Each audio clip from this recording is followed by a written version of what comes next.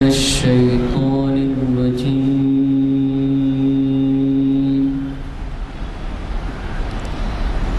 بسم الله الرحمن الرحيم.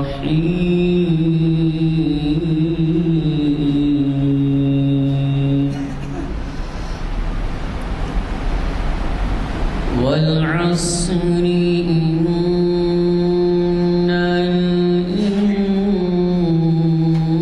الإنسان لفي خسر إلا الذين آمنوا وعملوا الصالحات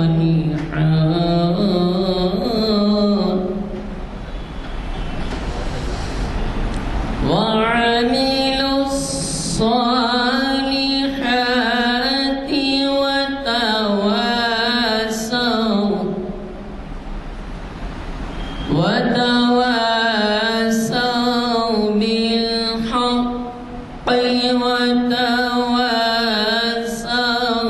بالصبر. صدق الله العظيم. اعوذ باللہ من الشیطان الرجیم. بسم اللہ الرحمن الرحیم. یا بنی لا تشرک باللہ ان الشرک ظلم عظیم. صدق اللہ العظیم.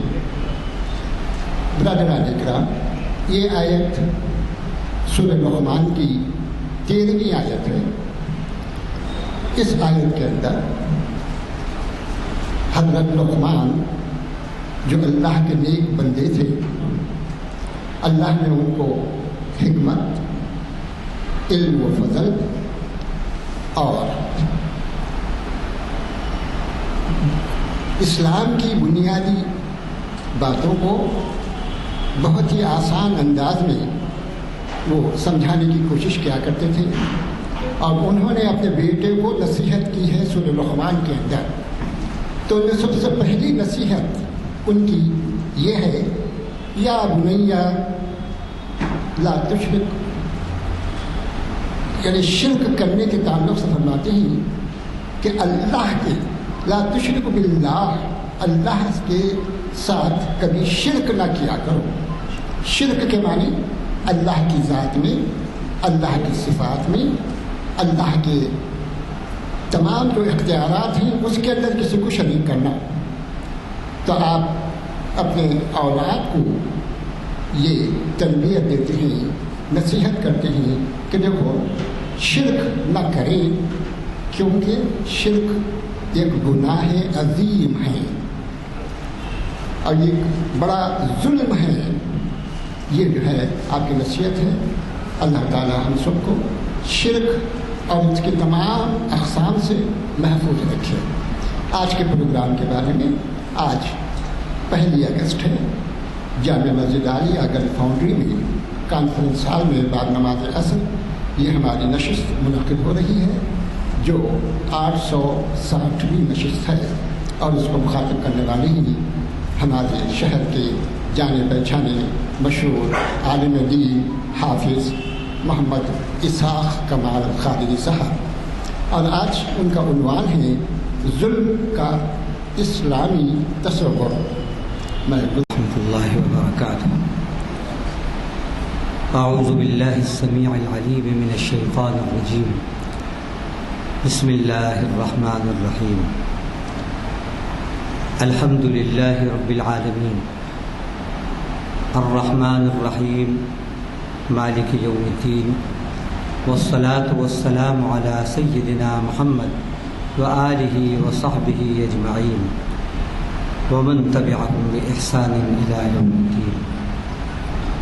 قال الله جل وعلا: وكم قصمنا من قرية كانت ظالمة وأنشأنا بعدها قوما آخرين فلما أحسوا بأسنا إذا هم منها يركضون.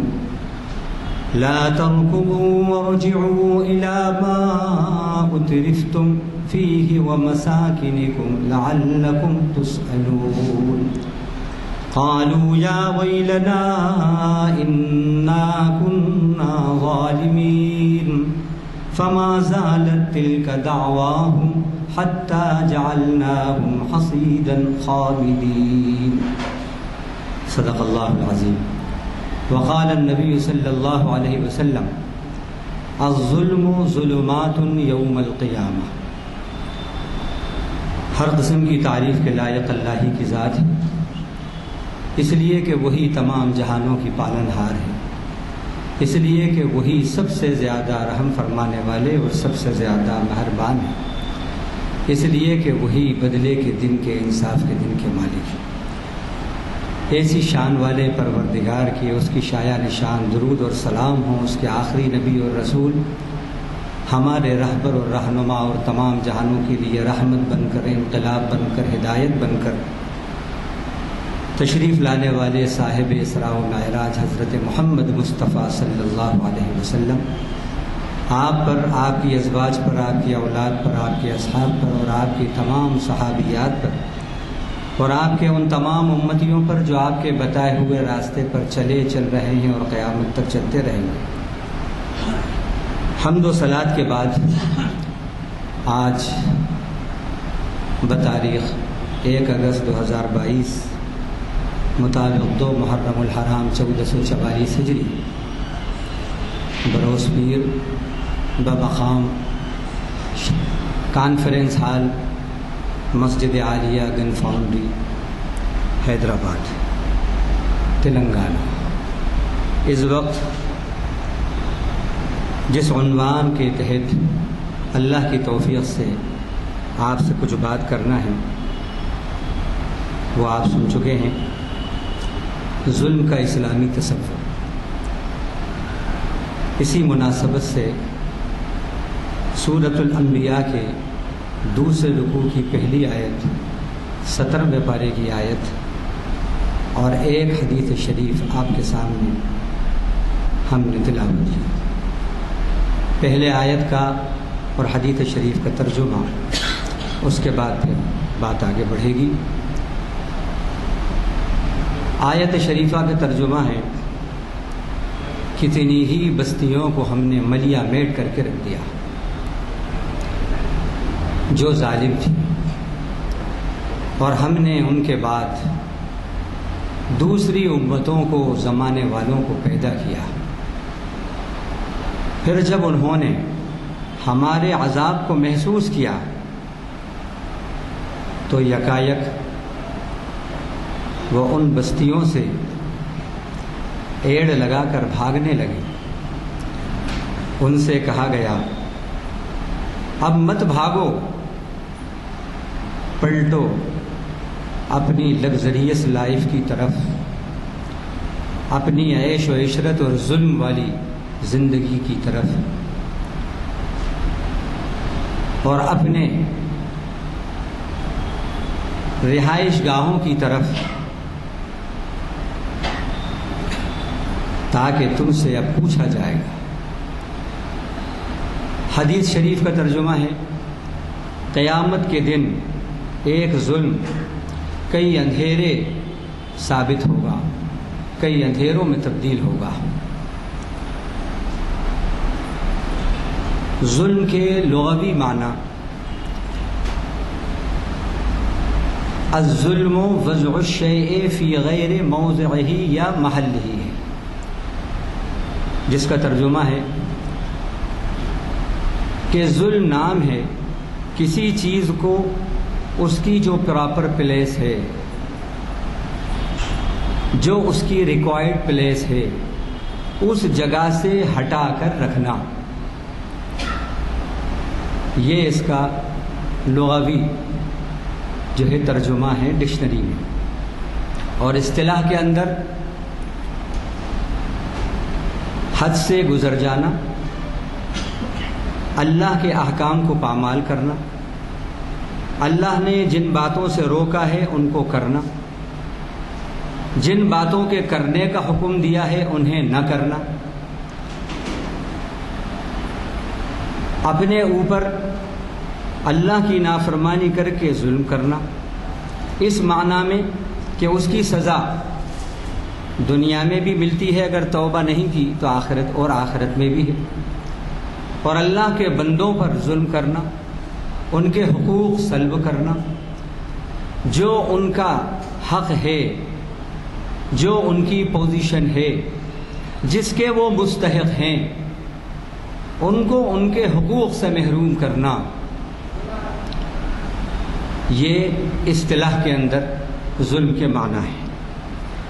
اب ظلم 3 قسم کا ہے، اس کا کلاسیفیکیشن 3 پوائنٹس کے اندر ہم نے کیا ہے۔ ہم نے کیا کیا ہے بلکہ علماء ایسا کلاسیفیکیشن کرتے ہیں۔ ایک ظلم وہ ہے جو بندہ اپنی ذات کے لیے کرتا ہے، اپنی ذات پر ظلم کرتا ہے، اور دوسرا ظلم وہ ہے جو اللہ کے احکام میں، اللہ کے حقوق میں کرتا ہے، اور تیسرا ظلم جو ہے اس کا تعلق حقوق العباد سے ہے، بندوں کے حقوق سے ہے۔ اللہ نے بندوں کے جو حقوق مقرر کر دیے ہیں وہ اپنے دنیاوی مفاد کی خاطر بندوں کے حقوق کو پامال کرتا ہے، کچلتا ہے، غصب کرتا ہے، ان کو ان سے محروم کرتا ہے۔ تو یہ 3 قسمیں ہیں گناہ کی۔ اب ایک وہ گناہ جو بندے کا، ایک وہ ظلم جو بندے کا اس کی ذات سے تعلق رکھتا ہے، وہ دراصل اللہ ہی کے احکام کو نہ ماننے کا نتیجہ ہوتا ہے۔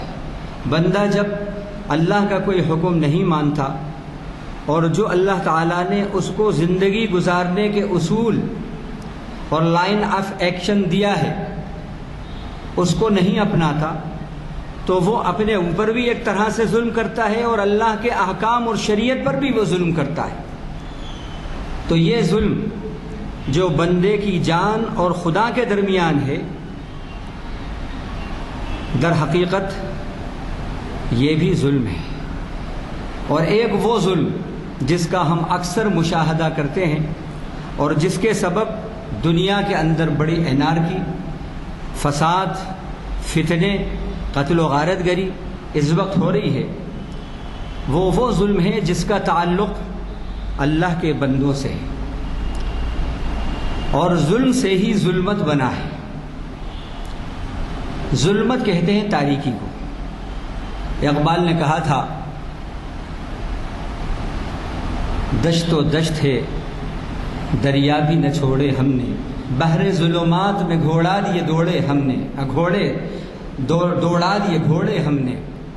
تو بحر ظلمات انہوں نے جو کہا، اتنا لمبا اتنا لمبا اتنا گہرا کہ اندھیرے ہی اندھیرے تھے وہاں پر۔ تو ظلمت ظلم سے بنا ہے۔ جب بندہ یہ ظلم اختیار کرتا ہے تو وہ اپنے کردار کو بھی تاریک کرتا ہے، اللہ کی شریعت کے چہرے کو بھی وہ تاریک کرتا ہے، اور اسلام کی جو تصویر ہے اس کو بھی تاریک کرتا ہے، اور بندوں کے حقوق سلب کر کے اپنی آخرت کو بھی، اپنی عاقبت کو بھی وہ تاریک کرتا ہے۔ اب ظلم کی اقسام، اس سے پہلے حضرت ابو ذر غفاری رضی اللہ عنہ سے ایک حدیث جو مروی ہے، جو حدیث قدسی ہے، جو مسلم شریف میں آئی ہے۔ حدیث قدسی اس حدیث کو کہتے ہیں کہ زبان رسول اللہ کی ہے، الفاظ اللہ کے ہوتے ہیں، اس کو حدیث قدسی کے، حدیث کہتے ہیں بات کو، قدسی مانے مبارک، مبارک بات، سیکریٹ ورڈنگ۔ تو اللہ تعالی حدیث قدسی میں فرماتے ہیں، بندوں سے مخاطب ہیں، یا عبادی، اے میرے بندوں، انی حرمت الظلم علی نفسی، میں نے ظلم کو اپنے اوپر حرام قرار دے لیا ہے۔ اللہ کی ذات گرامی نے اپنے اوپر ظلم کو حرام قرار دیا ہے۔ پھر اس کے بعد فرماتے ہیں وَجَعَلْتُهُ بَيْنَكُمْ مُحَرَّمًا، اسی طرح تمہارے درمیان بھی ظلم کو حرام قرار دیا ہے میں نے۔ فَلَا تُظَالِمُوا، لہذا ایک دوسرے پر ظلم نہیں کرا کرو۔ اور اللہ نے فرمایا إِنَّ اللَّهَ لَا يَظْلِمُ مِثْقَالَ ذَرَّةٍ، اللہ تعالی خود ان کی شان یہ ہے کہ ذرے برابر بھی ظلم کو وہ خود بھی پسند نہیں کرتے۔ وَاللَّهُ لَا يُحِبُّ الظَّالِمِينَ، اللہ ظالموں کو بھی پسند نہیں کرتے۔ قرآن میں یہ لفظ 279 ٹائمز مرتبہ آیا ہے، لفظ ظلم۔ کبھی پاسٹ ٹینس میں آیا، کبھی پریزنٹ ٹینس میں، کبھی فیوچر ٹینس میں۔ اس کی کثرت خود بتا رہی ہے کہ اس قرآن کا نازل کرنے والا جو رب ہے وہ ظالم نہیں ہے اور ظلم کو بھی پسند نہیں کرتا، اور جو اس کے مذہب کے فالوورز ہیں ان پہ بھی ظلم کو حرام کیا ہے۔ نہ صرف ان پر بلکہ تمام اپنے بندوں سے وہ یہ چاہتا ہے کہ ظلم نہ کریں۔ ارحموا من فی الارض یرحمکم من فی السماء، اللہ کے نبی صلی اللہ علیہ وسلم کا یہ فرمان ہے، تم زمین والوں پر رحم کرو، مہربانی کرو، آسمان والا تمہارے اوپر مہربان ہوگا، تمہارے اوپر مہربان ہوگا۔ ہمارے نبی کی صفت اللہ تعالیٰ نے جو عالمینی صفت ہے، جو کسی کو عطا نہیں ہوئی، جو صرف اللہ نے اپنے حبیب خاتم النبیین والمرسلین کو عطا فرمائی، وہ کیا ہے؟ وہ رحمت للعالمین کی صفت ہے۔ وما ارسلناک الا رحمت للعالمین، ہم نے آپ کو سارے جہانوں کے لیے، للعالم نہیں کہا ایک دنیا کے لیے، للعالمین بھی نہیں کہا دو جہاں کے لیے۔ ہمارے لوگ پلیورل کا ترجمہ ڈوئل کرتے ہیں، غلط ہے۔ یہ پلیورل کا صیغہ ہے، عالم کا پلیورل عالمین ہے۔ ہم نے آپ کو تمام دنیاؤں کے لیے، جہانوں کے لیے رحمت بنا کر بھیجا۔ جو آپ کی عالمینی صفت ہے وہ رحمت للعالمین ہے۔ اور اللہ تعالیٰ نے خود اپنے بارے میں سورۃ الانعام میں یہ فرمایا وَإِذَا جَاءَكَ الَّذِينَ يُؤْمِنُونَ بِآيَاتِنَا فَقُلْ سَلَامٌ عَلَيْكُمْ كَتَبَ رَبُّكُمْ عَلَى نَفْسِهِ الرَّحْمَةِ، جب آپ کے پاس میرے وہ بندے آئیں جو میری باتوں پر، میرے احکام پر یقین رکھتے ہیں، تو ان کو سلام کہیے میرا، اور پھر سلام کے بعد میرا یہ کلام کہیے، ان سے یہ میسج دیجئے کہ تمہارا رب جس کا تم تعارف نبی سے پوچھتے ہو وہ ہے کہ اس نے اپنی ذات پر رحمت کو لکھ لیا ہے، مہربانی کو لکھ لیا ہے، لازم کر لیا ہے۔ اللہ پر کوئی چیز لازم نہیں ہے، وہ مختار کل ہیں، وہ مالک کل ہیں، لیکن رحمت کو اللہ تعالیٰ نے اپنے اوپر لازم کر لیا ہے۔ اب قرآن کی آیات سے میں بندوں کے سے متعلق جو ظلم ہے، اللہ سے متعلق جو ظلم کی آیات ہیں، اور بندوں کے حقوق سے متعلق جو ظلم کی آیات ہیں وہ پیش کرتا ہوں۔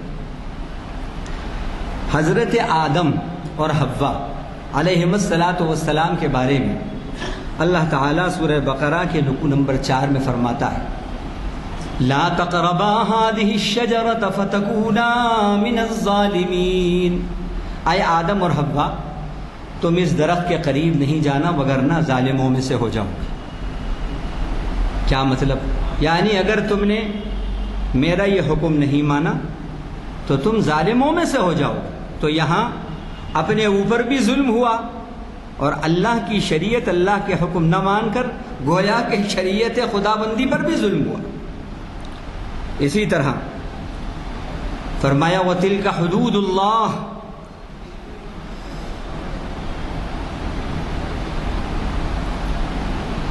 ثُمَّ اتَّخَذْتُمُ الْعِجْلَ مِن بَعْدِهِ وَأَنْتُمْ ظَالِمُونَ، بنی اسرائیل سے متعلق ہے کہ تم نے جو بچڑے کو معبود بنا لیا، یہ عمل کر کے بھی تم نے ظلم کیا ہے، تم ظالم ہو۔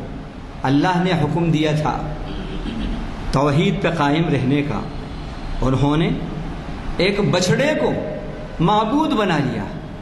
اس شرکیہ عمل کو بھی اللہ نے کہا یہ ظلم ہے۔ اسی طرح اللہ کے نے جو حکم دیا ہے، اللہ کے حکم کو بدل دینا، تعویلات کرنا، ہیلے بہانے ڈھونڈنا، اس کی شیپ اور اس کی شکل کو چینج کر دینا، یہ بھی ظلم ہے۔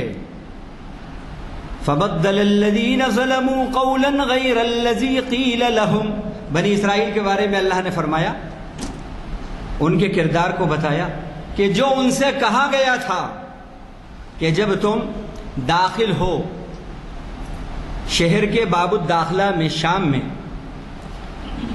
تو حتتن حتتن کا کلمہ کہتے ہوئے، یہ لفظ کہتے ہوئے داخل ہونا، اور سر جھکا کر سجدن، سر جھکا کر داخل ہونا۔ لیکن انہوں نے ان الفاظ کو، اس حکم کو خدا کے بدل دیا، پیر داخل کر کے، پیر ڈال کے داخل ہوئے۔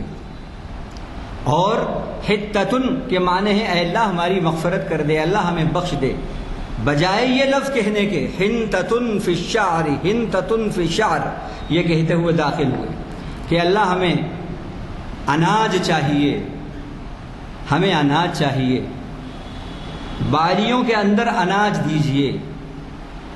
بدل دیا، اللہ نے جو حکم دیا تھا اس کو بدل دینا، یہ بھی ظلم ہے۔ اللہ کے احکام کو بدل دینا یہ بھی ظلم ہے۔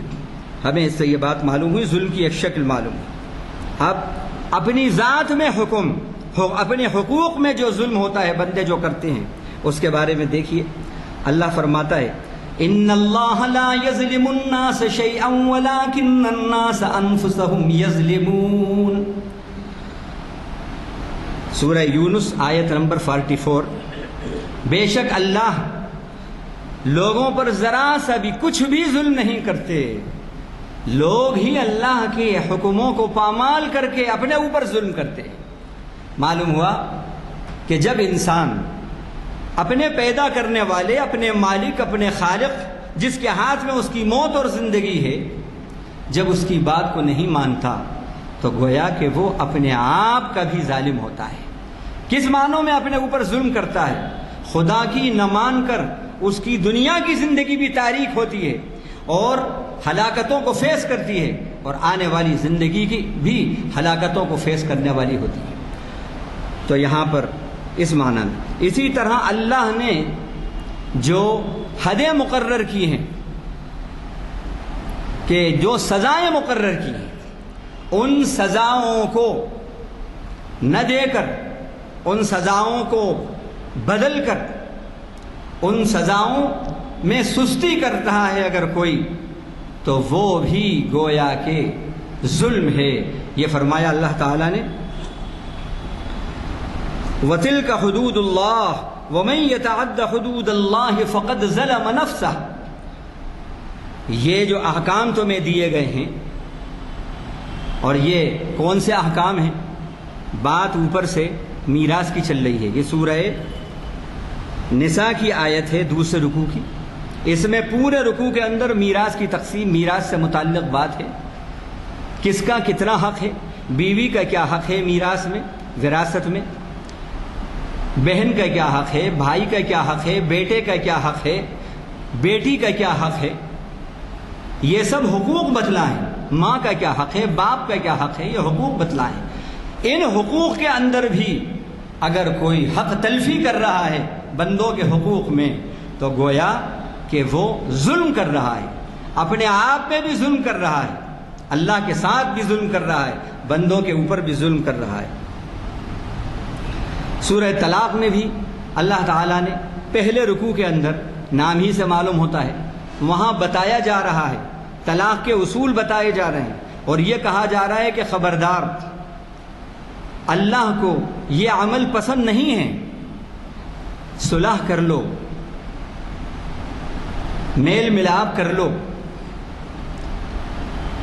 اللہ کو توڑ پسند نہیں، جوڑ پسند ہے، یہ کہا جا رہا ہے۔ اور پھر اس کے بعد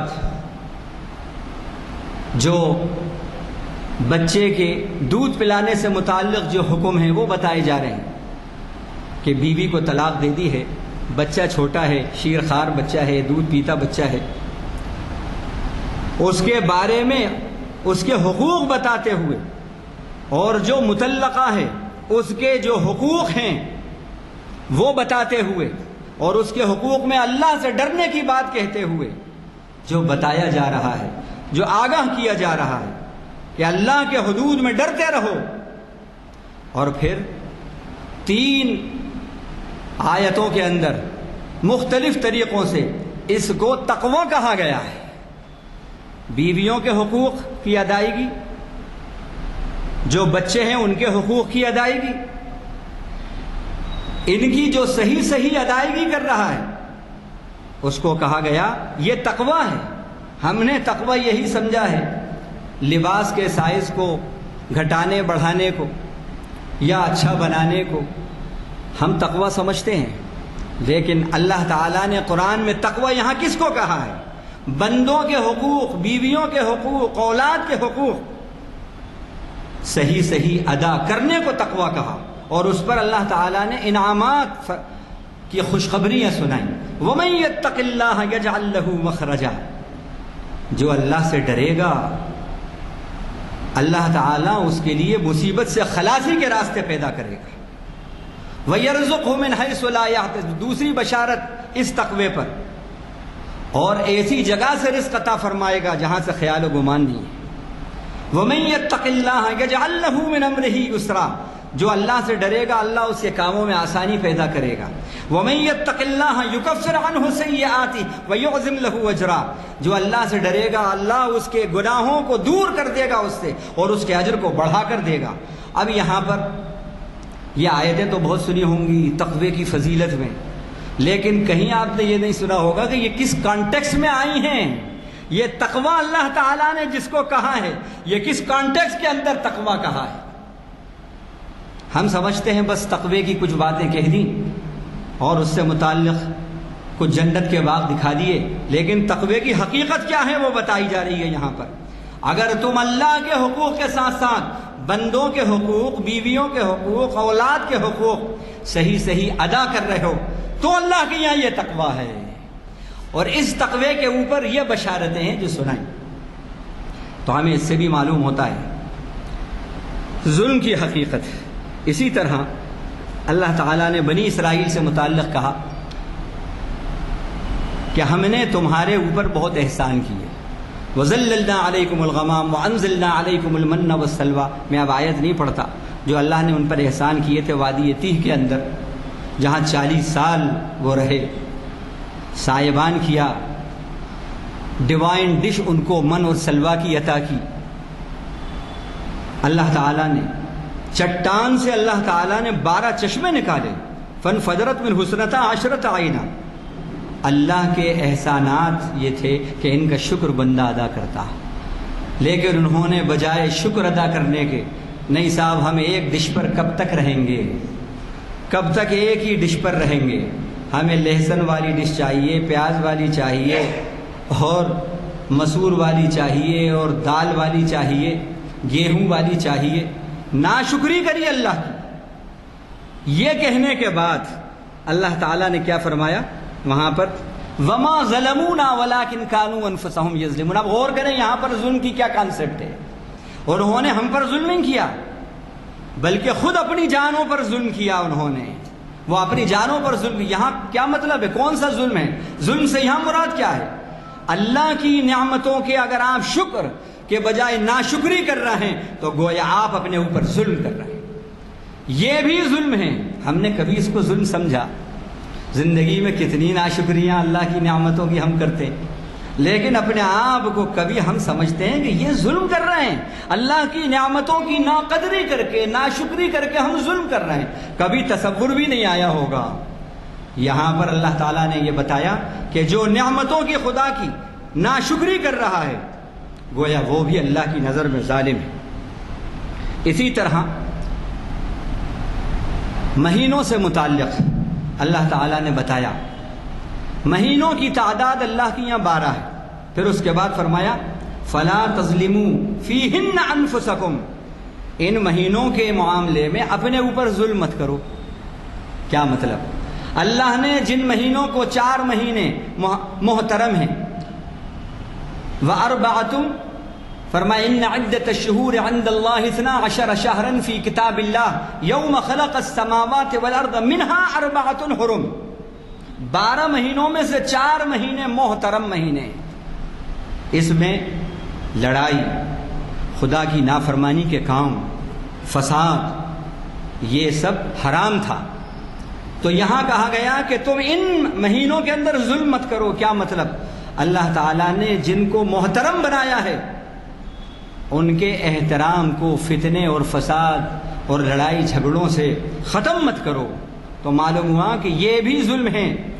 اللہ تعالیٰ نے جس چیز کو مقدس اور محترم بنایا ہے، آپ کوئی ایسا عمل کریں کہ اس کے احترام اور اس کی سینکٹی کے اندر آپ کے عمل سے اس کی شکل بگڑ رہی ہو، وہ متاثر ہو رہا ہو، وہ عمل، اس کا تقدس متاثر ہو رہا ہو، یہ بھی گویا ظلم ہے، یہ بھی ظلم ہے۔ اسی طرح فرمایا بیویوں سے متعلق طلاق دے دی ہے، اب طلاق کے بعد عدت کا معاملہ ہے، عدت کا حکم دیا جا رہا ہے، عدت کے اندر ان پر احسان کرنے کی بات کہی جا رہی ہے، اور یہ کہا جا رہا ہے کہ ان کو اگر رخصت بھی کرو تو احسان کے ساتھ کرو، اور وہ جو عدت کے پیریڈ میں ہوتی ہیں اس وقت بھی احسان کے ساتھ انہیں رکھو۔ اگر ان باتوں پر عمل کرتے اور مسلمان ظلم نہ کرتے بیویوں کے حقوق میں، تو آج ہماری شریعت میں یہ امینڈمنٹ کا بل پاس نہیں ہوتا۔ کیا فرما رہے ہیں اللہ اس سے متعلق؟ فرما رہے ہیں لا تمسکوہن ضرارا لتعتدوا ومن یفعل ذلک فقد ظلم نفسہ، بیویوں کو اس لیے روک کر مت رکھو کہ تم ان پر ظلم کرو گے، ظلم کرو گے۔ کیا مطلب؟ اس میں وہ بات بھی آتی ہے کہ نہ تو طلاق دیتے ہیں اس کو، اور نہ ہی اس کے ساتھ جو تعلقات ہیں، جو احسانات ہیں وہ کرتے ہیں، معلق اس کو لٹکا کے چھوڑ دیا ہے، نہ وہ خلا لیتی ہے تو اس میں ایگریمنٹ کرتے ہیں، اس پہ ایگری ہیں، اور نہ اس کو طلاق دیتے ہیں، معلق لٹکا کے رکھا ہے اس کو۔ اس پر کہا خبردار، ان کو ظلم کیے، ظلم کے سبب، ظلم کرنے کی غرض سے ان کو روکے نہیں رکھنا، روکے نہیں رکھنا، اور جو ایسا کرے گا فقط ظلم نفسہ، اپنے اوپر ظلم کیا، یہ بھی ظلم ہے۔ اسی طرح اللہ تعالیٰ کو اب ظلم پسند نہیں ہے، اس پر کچھ باتیں سن لیں۔ وَمَا اللَّهُ يُرِيدُ ظُلْمًا لِلْعَالَمِينَ، اللہ جہاں والوں کے لیے، جہانوں کے لیے ظلم نہیں چاہتا، ظلم پسند نہیں کرتا۔ سورہ عمران آیت نمبر 108۔ وَمَا اللَّهُ يُرِيدُ ظُلْمًا لِلْعِبَادِ، اللہ بندوں پر ظلم نہیں چاہتا۔ سورہ مومن آیت 31۔ إِنَّ اللَّهَ لَا يَظْلِمُ مِثْقَالَ ذَرَّةٍ، اللہ ذرے کے برابر ظلم پسند نہیں کرتا۔ سورہ نساء آیت نمبر 40۔ ان اللہ لا یظلم الناس شیئا ولکن الناس انفسهم، یہ تو آپ سن چکے ہیں۔ اسی طرح اب اس وقت کے جو حالات ہیں، جو مائنورٹی پر میجر جو ظلم ہو رہے ہیں، اور جو کہیں کہیں مسلمانوں کے اوپر ظلم ہو رہا ہے، اس سے متعلق اب یہ آیتیں سنیں۔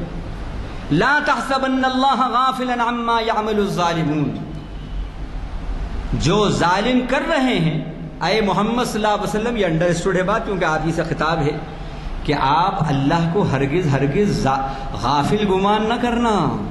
ظالموں کی ایکٹیویٹیز سے اللہ یہ نہ سمجھنا کہ غافل ہیں، یہ نہ سمجھنا، بلکہ حدیث شریف کے اندر آتا ہے ان اللہ لیملی الظالم، کہیں ہے لیمہل الظالم، اللہ تعالیٰ ظالم کو مہلت دیتا ہے، مہلت دیتا ہے، اذا اخذہ لم یفلتہ، اور جب پکڑ کرتا ہے تو پھر چھوڑتا نہیں۔ تو یہاں بھی ہمیں معلوم ہوا۔ اسی طرح اللہ کی ہلاکتیں آتی ہیں جو اس کے بارے میں ہیں، وَتِلْكَ الْقُرَىٰ أَهْلَكْنَاهُمْ لَمَّا ظَلَمُوا، ان بستیوں نے جب ظلم کیا ہم نے ہلاک کر کے رکھ دیا ان کو۔ وَجَعَلْنَا لِمَهْلِكِهِمْ مَوْعِدًا، اور ہم نے ان کی ہلاکت کا ایک وقت مقرر کر رکھا ہے۔ سورہ کہف رکوع نمبر 8۔ اب اسلام نے کس کس ظلم کس کس چیز کو قرار دیا، مزید تھوڑا اور سن لیں۔ شرک کو کہا کہ یہ ظلم ہے۔ حضرت لقمان کی ابھی وصیت آپ نے سنی کہ لا تشرک باللہ ان الشرک لظلم عظیم، اپنے بیٹے سے کہہ رہے ہیں یا بنی لا تشرک باللہ ان الشرک لظلم عظیم، اے میرے بیٹے اللہ کے ساتھ کسی چیز کو شریک نہیں کرنا، بے شک شرک ظلم ہے۔ تو معلوم ہوا ظلم، شرک کو بھی ظلم کہا۔ اور اب اس میں وہ جو ہم نے ڈیفینیشن آپ کو پہلے بتائی تھی کہ کسی چیز کو اس کے مقام سے ہٹا کر دوسرے مقام پر رکھنا، اس کو ظلم کہتے ہیں۔ تو شرک کو ظلم عظیم کیوں کہا؟ اس لیے کہ بندہ جب شرک کرتا ہے تو جو اللہ کا مقام ہے اس مقام پر عبداللہ کو بٹھا دیتا ہے، خالق کے مقام پر مخلوق کو فائز کر دیتا ہے، جو ڈپارٹمنٹ اللہ کے ہیں وہ کسی اور سے منسوب کر دیتا ہے، یعنی یہ خدا کا انڈر اسٹیمیشن کرنا ہے، اور یقیناً خدا کا انڈر اسٹیمیشن ظلم عظیم ہے، اس لیے شرک کو ظلم عظیم کہا۔ اسی طرح وَلَقَدْ أَهْلَكْنَا الْقُرُونَ مِنْ قَبْلِكُمْ لَمَّا ظَلَمُوا، یہاں کفر کو ظلم کہا کہ ہم نے جب بستیوں نے کفر کیا ہم نے ہلاک کر دیا ان کو، یہاں پر کفر کو ظلم کہا۔ وَالْكَافِرُونَ هُمُ الظَّالِمُونَ، کافر ظالم ہیں، سورہ بقرہ آیت نمبر 254۔ اسی طرح اللہ تعالیٰ نے اگر کوئی قوم کسی قوم کا مذاق اڑا رہی ہے، برے القاب سے ان کو یاد کر رہی ہے، برے القاب سے ڈیفیم کر رہی ہے، آپ اگر کسی کو ڈیفیم کر رہے ہیں اور اس پر توبہ بھی نہیں کر رہے، اس کو جرم بھی نہیں سمجھ رہے، کسی کا مذاق اڑا رہے ہیں، ریڈیکیول کر رہے ہیں آپ،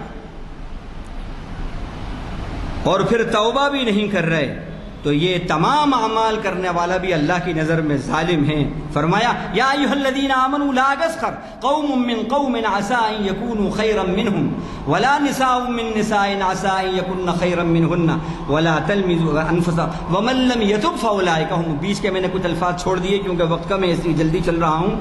کوئی ایمان والے دوسروں کا، ایک قوم دوسری قوم کا مذاق نہ اڑائیں، عورتیں بھی دوسری عورتوں کا مذاق نہ اڑائیں۔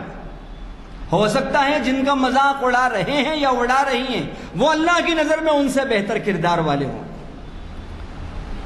اور کسی کو کہ عیب ٹٹولتے مت پھرو، عیب جوئی مت کرو، عیب تلاش مت کرو،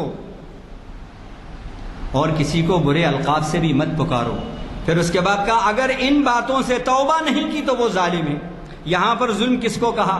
ان باتوں کو جو ابھی ہم نے آپ سے بتایا۔ اب ظلم کے بندوں کے حقوق، اہل و عیال کے حقوق، طلاق کے معاملے میں ظلم کا رویہ اختیار کرنا ابھی سن چکے ہیں آپ، وہ بھی ظلم ہے۔ اسی طرح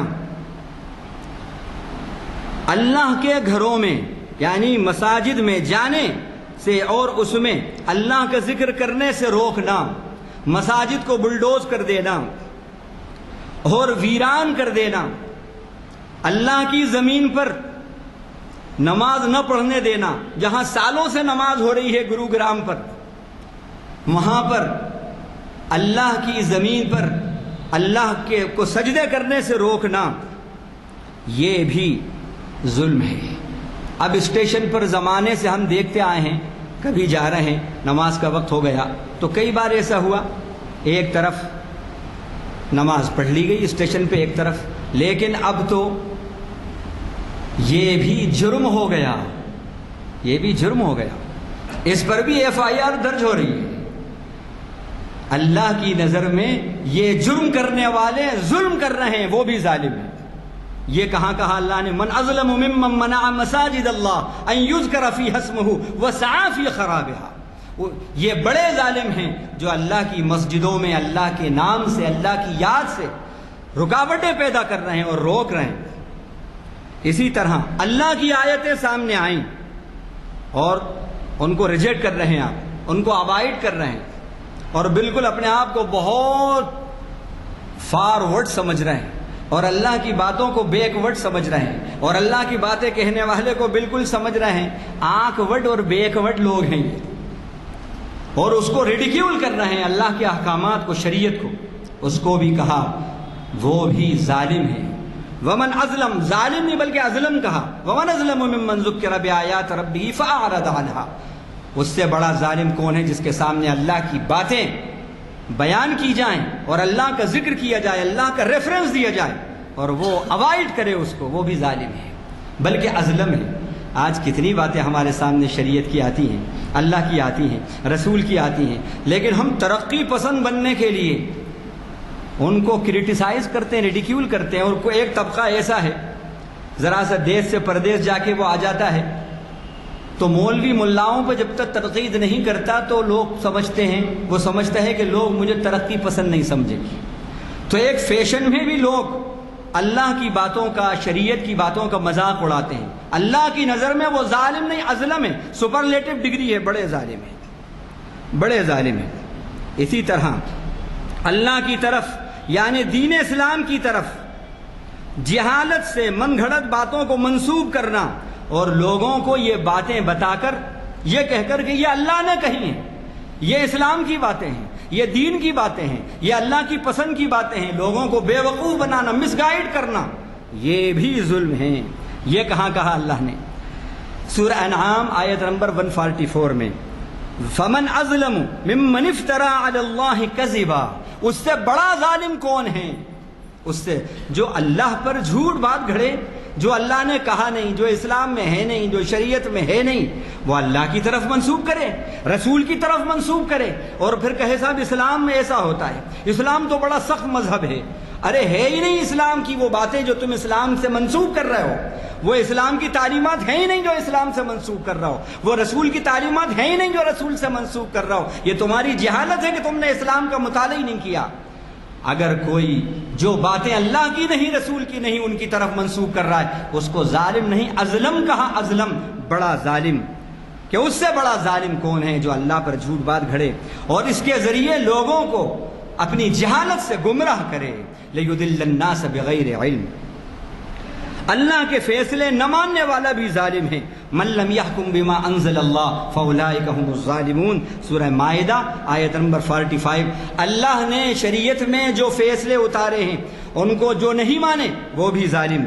اسی طرح حق بات کی گواہی کو چھپانا یہ بھی ظلم ہے۔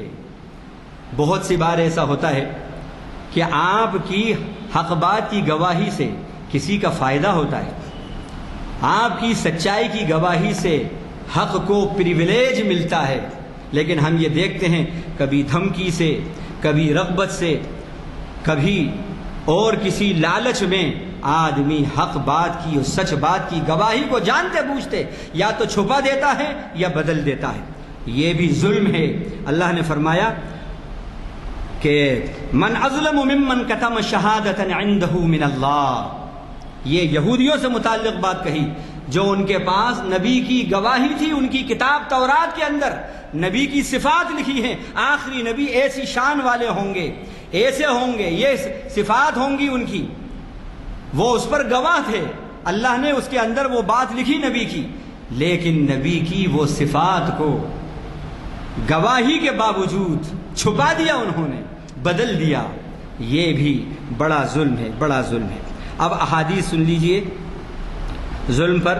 جابر رضی اللہ عنہ سے مروی ہے، میں عربی نہیں پڑھتا، خالی بس اس کا ترجمہ کر دیتا ہوں۔ ایک تو حدیث وہی ہے جو آپ نے سنا کہ حضرت جابر کی کہ ظلم قیامت کے دن اندھیرے بن جائے گا، اندھیرے اندھیرے، کیا مطلب؟ ایک ایک ظلم ایک ایک تاریکی ہے اور وہاں اجالوں کی بہت ضرورت ہوگی۔ اگر آپ کی زندگی میں ظلم ہے تو آئندہ کی زندگی تاریک ہے، یاد رکھیے۔ اتقوا دعوت المظلوم، اللہ کے نبی نے فرمایا مظلوم کی بد دعا سے بچو، وَإِن كَانَ كَافِرًا، اگرچہ کہ وہ کافر ہی کیوں نہ ہو۔ ہمارے یہاں کبھی ارے صاحب وہ تو کافر ہے، اس کی زمین تو ہڑپ کرنا جائز ہے، وہ تو کافر ہے، یہ ہندوستان ہے، یہاں سب چلتا ہے۔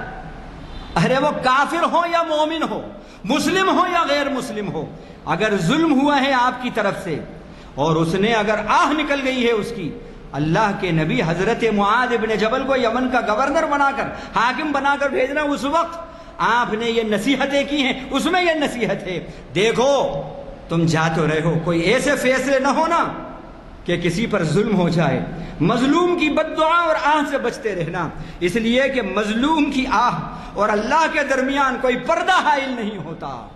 اور اللہ فرماتے ہیں اے میرے بندے میں ضرور تیری مدد کروں گا، گو کہ کچھ دیر سے کروں لیکن ضرور مدد کروں گا۔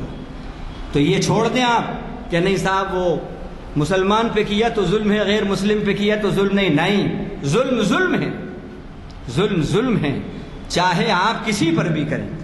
اسی طرح یہ بخاری اور مسلم شریف کی حدیث ہے، ابن عباس اس کے راوی ہیں، انصر اخاک ظالما او مظلوما، اپنے بھائی کی مدد کرو، ظالم ہو جب بھی، مظلوم ہو جب بھی۔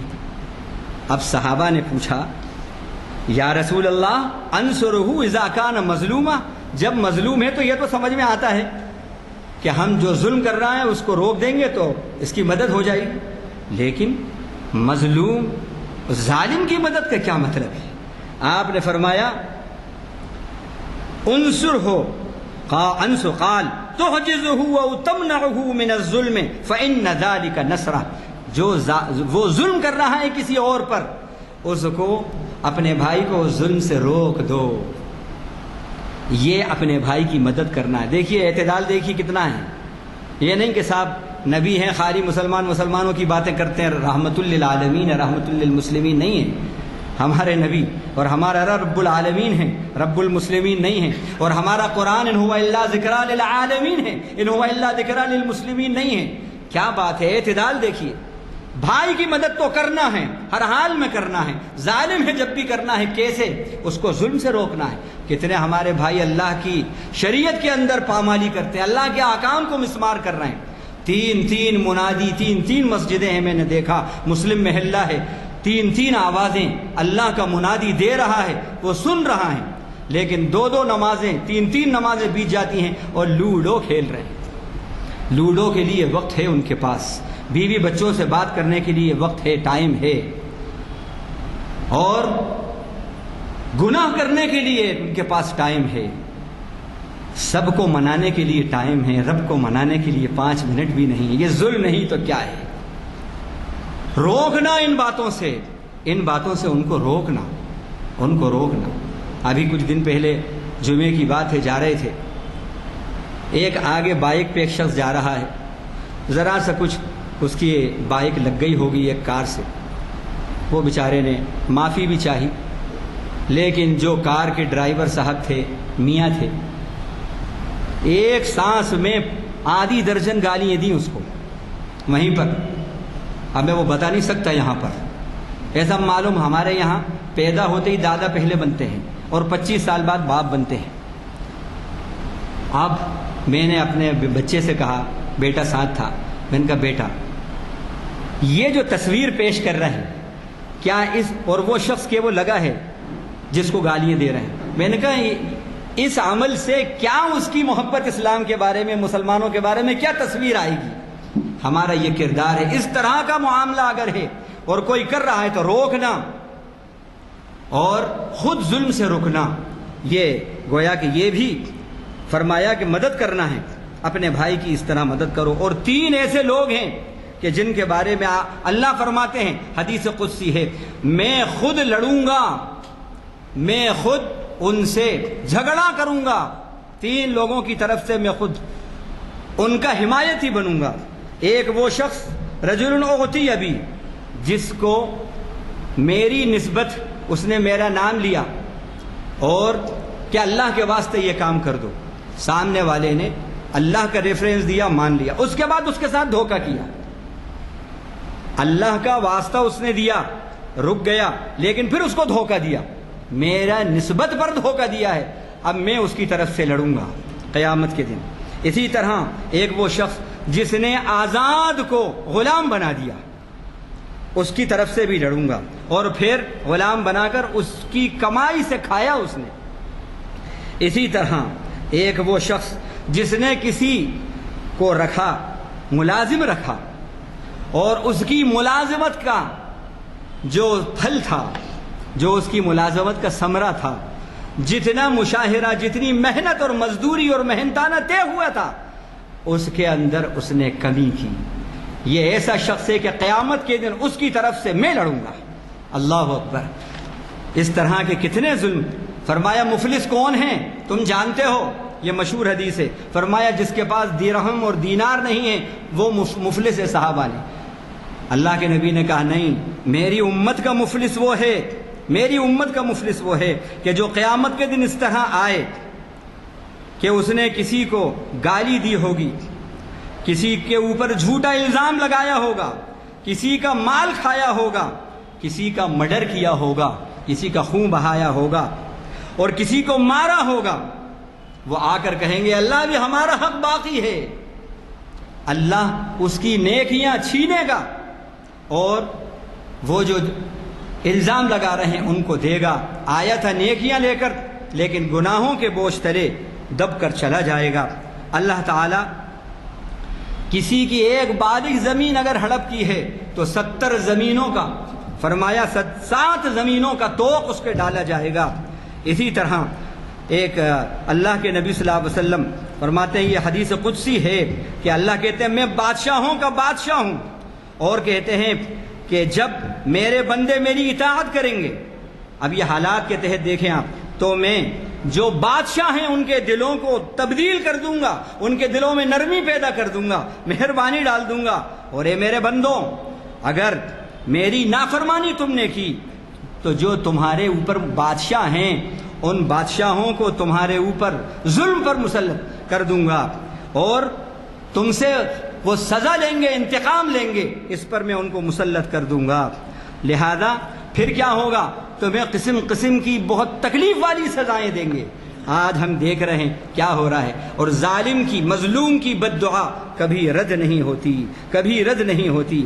اللہ کے رسول صلی اللہ علیہ وسلم نے فرمایا 2 چیزیں ایسی ہیں جس میں دنیا ہی میں اللہ تعالی فوراً اس کی سزا دیتے ہیں، ایک سرکشی اور ایک جو ہے والدین کی نافرمانی، والدین کی نافرمانی۔ اب اس وقت جو ہمارے سامنے ہم دیکھ رہے ہیں کہ جو ظلم و ستم ہو رہا ہے، بہت سے واقعات ہیں، اب میں یہاں پر کیونکہ وقت نہیں ہے اس کو وہ نہیں کر سکتا، لیکن بس اتنا ریفرنس کے طور پر دیکھ لیں کہ ظالم کا جو حشر ہوتا ہے وہ بڑا عبرتناک ہوتا ہے۔ یوکرین کا حشر کیا ہوا وہ ہمارے سامنے ہے۔ کیوں ہوا؟